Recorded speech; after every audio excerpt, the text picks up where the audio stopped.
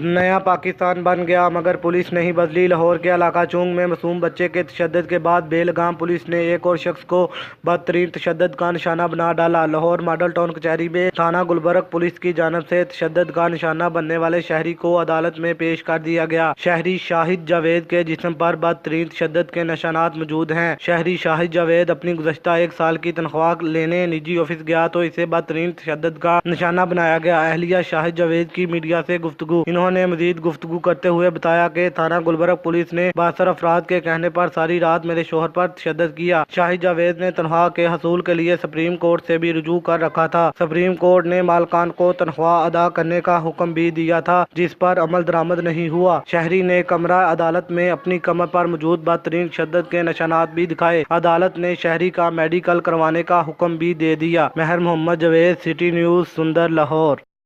ہم لاتے ہیں ٹاپ نیوز، آپ کے فیورٹ ٹاک شوز اور انلمیٹڈ انٹرٹینمنٹ صرف یوٹیوب پر۔ اگر آپ نے ابھی تک ہمارا چینل سبسکرائب نہیں کیا تو ابھی سبسکرائب کریں اور بیل آئیکن کو کلک کر کے ہماری لیٹسٹ ویڈیوز کے بارے میں اپڈیٹ جانیں۔